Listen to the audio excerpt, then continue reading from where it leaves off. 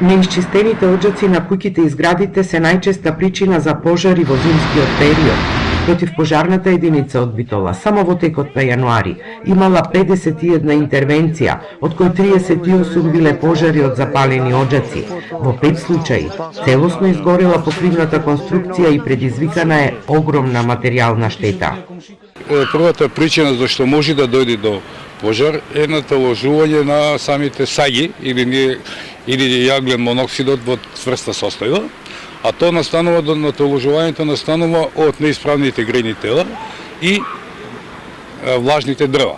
Ваквите пожари поради можноста да се прошират се опасност за повеќе луѓе, а и тешки се за гаснење. Соседите на едно од опожарените куќи раскажуваат дека стравувале огнот да не се префрли на останатите објекти. Од друга улица ми јавија, каже, гори куќата. Кога дојдовме, ово горе цело беше пламен и од тие мислеја да е моја куќа. И кога излеговме со жена, цели, комплетно, све е изгорено горни спрат. Саат и пол, 2 сата се бореа пожарните. Неисчистените оджаци покрај тоа што се опасност за предизвикување пожари, исто така се загадувачи на воздухот.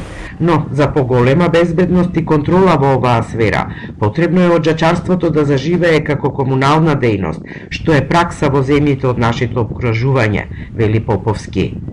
Значи, ако сакаме да живееме во безбедна средина, во нас, да немаме пожари, ако сакаме да живееме во животна, чиста средина, да немаме загадување, значи, крајно е време да ова мерка, ова опасност, односно ова ситуација да крени на поорганизиран и поефикасен начин.